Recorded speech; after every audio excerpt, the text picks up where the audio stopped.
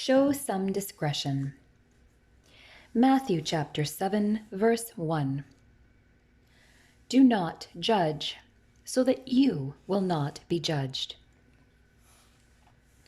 Isn't judging people sometimes necessary? Many people don't want to criticize or be criticized, but the fact is that judgment has its proper place. To understand its place, we must first recognize two kinds of judgment: discernment and sentencing. The former is appropriate within guidelines, but the latter is out of bounds. Discernment demands theological and biblical prudence, and since we are all maturing in these areas, we should never be too quick to comment on the behavior of others. People who discern must be careful to express God's convictions on a given issue or behavior rather than opine from the standpoint of their own sensitivities or proclivities. Simply stated, we must be certain that when we speak for God. In so doing, the judgment, criticism, or assessment must not be our own, but rather a confident and humble reflection of God's authority given for the benefit of the one addressed. Please see James 2, verses 12 and 13. Too often, spirituality is assessed by how long someone has been a Christian, rather than how Christ-like a person has become. To call out someone else's misconduct when such misconduct mirrors our own is inappropriate and hypocritical.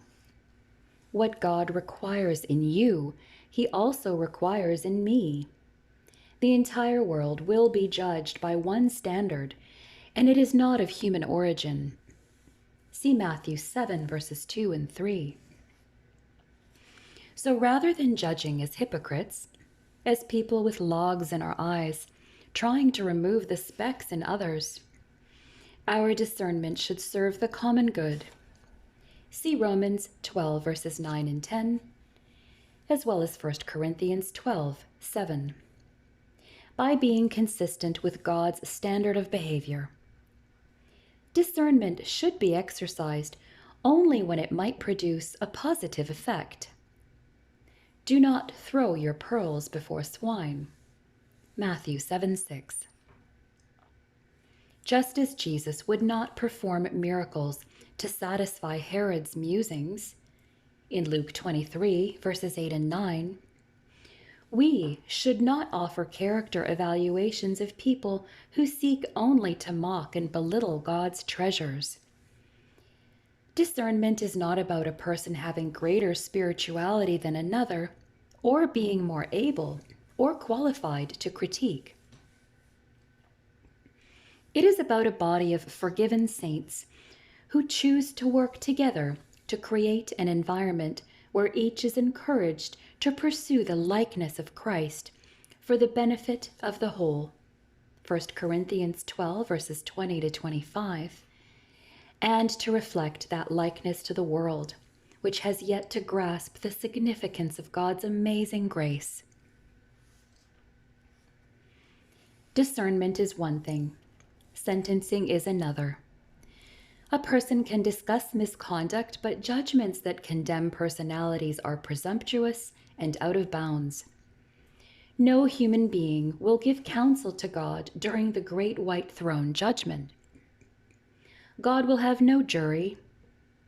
Unfortunate statements such as, "If you do that, God will condemn you to hell," or "You have committed the unpardonable sin and are condemned forever," or "If you keep that up, God will bring great calamity into your life," are without foundation and arrogant, and they usurp God's authority and prerogative. None of us is worthy of the blood that gives forgiveness and life, and none of us knows who will respond to God's grace or how God will work in the hearts of others. Therefore, no one can assume that the worst among us are beyond His grace. Please read James 4:12.